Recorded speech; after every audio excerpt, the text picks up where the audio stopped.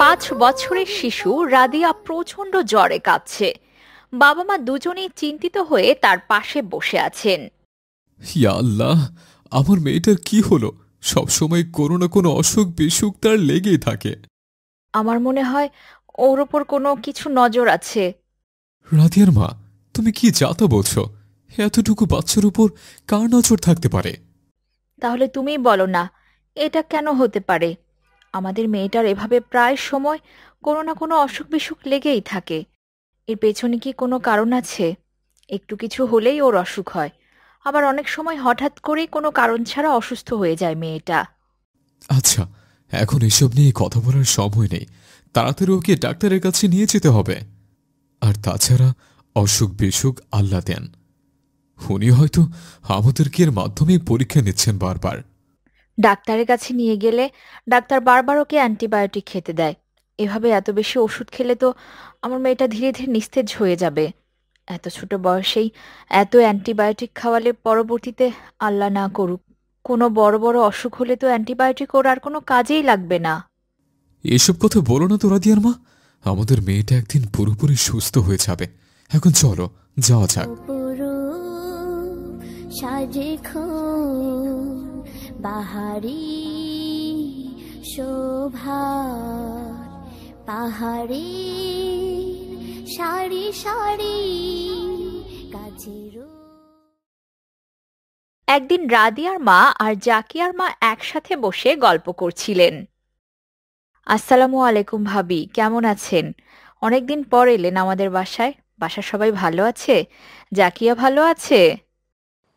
ওয়ালাইকুম আসসালাম ভাবি, আলহামদুলিল্লাহ ভালো আছে আল্লাহর রহমতে। আপনারা ভালো আছেন? জাকিয়ার কাছে শুনলাম রাদিয়া আবারও অসুস্থ হয়ে গেছে, তাই ভাবলাম মামুনিকে একটু দেখে যাই। হ্যাঁ ভাবি, আমার মেয়েটা আবারও অসুস্থ হয়ে গেছে। প্রায় 3-4 মাস পর পরই ওর এমন অসুখ বিসুখ বিপদ আপদ লেগেই থাকে। বুঝতে পারছি না কি করব। কেন হচ্ছে ওর সাথে, এসব কিছুই মাথায় আসছে না। আচ্ছা ভাবি, কিছু মনে না করলে আপনাকে একটা প্রশ্ন করতে পারি? হ্যাঁ ভাবি, অবশ্যই। আপনি নিঃসংকোচে জিজ্ঞেস করুন, কি জানতে চান। আচ্ছা ভাবি, আপনি কি রাদিয়ার আকিকা করিয়েছিলেন?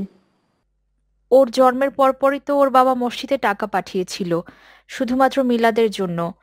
এরপর প্রায় অনেক মাস পর আমরা আস্তে ধীরে ভেবেচিন্তে ওর নাম রেখেছিলাম। এখানেই আপনারা একটা ভুল করে ফেলেছেন ভাবি। আকিকা করা মা বাবার জন্য সুন্নতে মুয়াক্কাদা। কিন্তু আমরা এটাকে এতটা গুরুত্বপূর্ণ মনে করি নাই ভাবি। আসলে ভাবি, আমি এ ব্যাপারে বিস্তারিত জানি না, তবে আমার জাকিয়ার আকিকা করেছিলাম। আমার বাবা আমাকে বলেছিলেন আকিকা করতে। এর পেছনে নাকি অনেক বড় ফজিলত আছে। যদিও এর পেছনের ফজিলত বা এর প্রয়োজনীয়তা সম্পর্কে আমার নিজেরও বিস্তারিত ধারণা নেই, তাই আমিও আপনাকে এ ব্যাপারে বিস্তারিত জানাতে পারছি না। খুব ভালো হয় যদি আপনি একজন আলেমের কাছ থেকে এর বিস্তারিত বর্ণনা শুনে নেন। আচ্ছা ভাবি, আমি আজ আসি। অনেক দেরি হয়ে গেছে গল্প করতে করতে। রাদিয়া মামুনির জন্য আমার অনেক দোয়া আর ভালোবাসা রইল। রাদিয়া সুস্থ হলে অবশ্যই ওকে নিয়ে একবার আমাদের বাসায় ঘুরে যাবেন ভাবি, তাহলে আমার জাকিয়ারও ভালো লাগবে। ইনশাল্লাহ ভাবি, মেয়েটা সুস্থ হলে একদিন সময় করে আপনাদের বাসায় যাব। ঠিক আছে ভাবি, আমি তাহলে আজকে আসি। আল্লাহ হাফেজ। আসসালামু আলাইকুম। ওয়ালাইকুম আসসালাম ওয়া রাহমাতুল্লাহি ওয়া বারাকাতুহু। আবারও আসবেন ভাবি।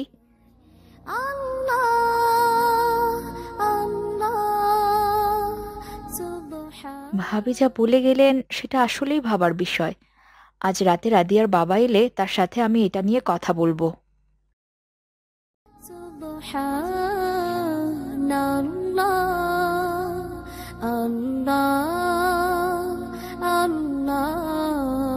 রাতে অফিস থেকে রাদিয়ার বাবা ফিরলে রাদিয়ার মা তাকে বললেন, আজকে মেয়েকে দেখতে জাকিয়ার মা এসেছিলেন। তাই নাকি? কেমন আছেন ওনারা? অনেকদিন পর এলেন মনে হয়। হ্যাঁ, সবাই ভালো আছে। তবে ভাবি কিছু গুরুত্বপূর্ণ কথা বলেছে আজকে আমায়। আচ্ছা, আমরা তো রাদিয়ার আকিকা করি নাই, তাই না?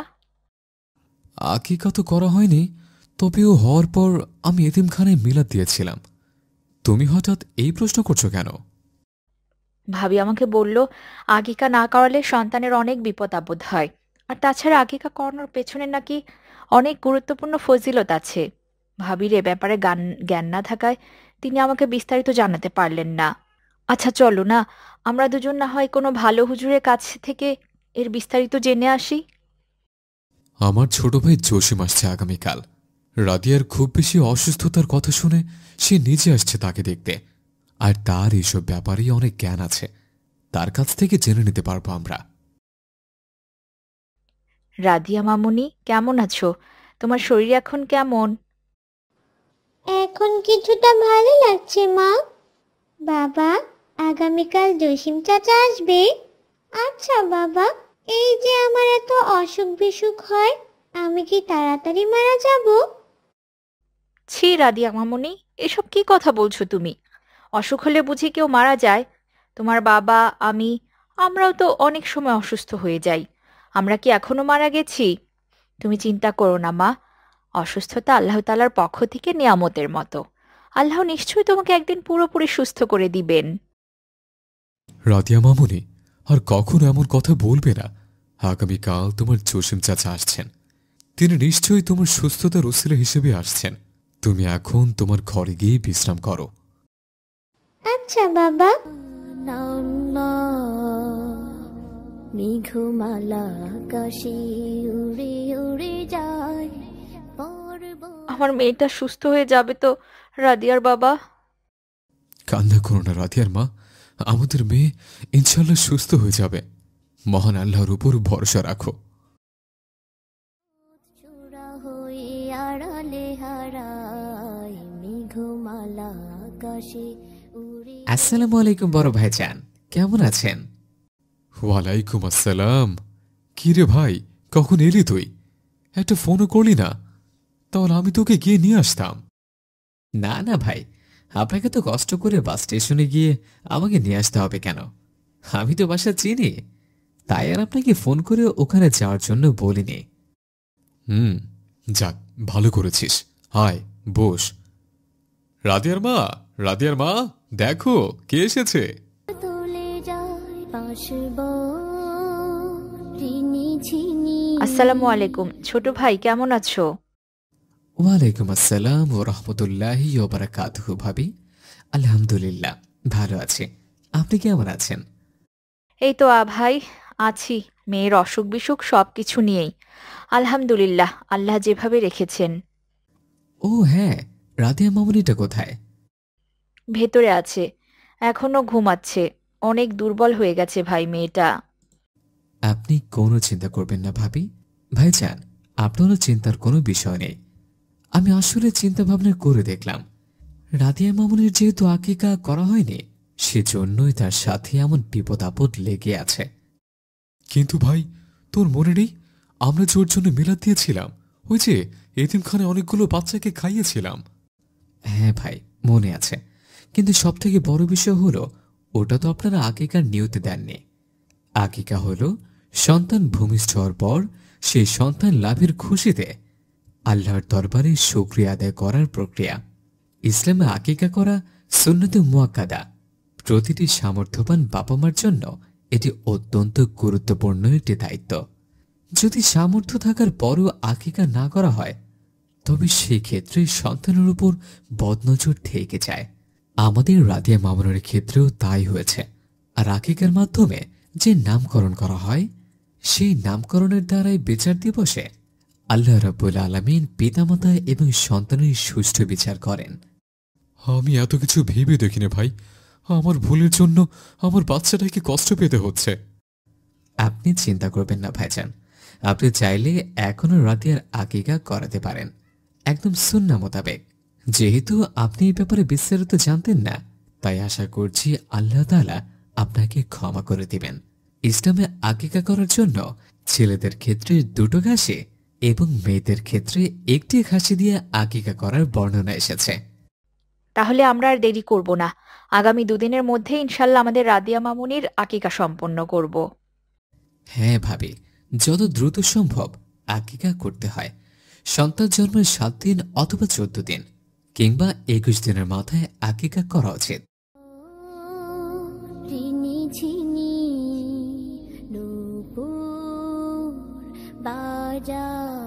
এই তো আমার রাদিয়া বাবুনি এসে গেছে। আসসালামু আলাইকুম চাচু। ওয়ালাইকুম আসসালাম মামুনি, এখন কেমন আছো? আমি একটু ভালো নেই চাচু, আমার খুব অসুখ।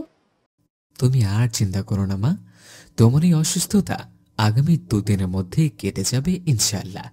এরপর দেখবে তোমার আর কোনো বিপদ আপদ কিচ্ছু হবে না। সত্যি বলছো চাচু? আমি আবারও সবার মতো সুস্থ হয়ে যাব? হ্যাঁ মামুনি, তুমি ইনশাআল্লাহ আবারও সুস্থ হয়ে যাবে। এরপর জসিম ও রাদিয়ার বাবা দুজন মিলে রাদিয়ার আকিকার জন্য সমস্ত আয়োজন করে ফেললেন। 2 দিনের মধ্যে রাদিয়ার আকিকা হয়ে গেল। এরপর থেকে আল্লাহ তাআলার অশেষ রহমতে রাদিয়ার আর বড় কোনো অসুখ বিসুখ হলো না। সেও বাকি 10টা বাচ্চার মতো সুস্থ স্বাভাবিকভাবে জীবনযাপন করতে লাগলো। পর্বত চূড়া হয়ে আড়ালে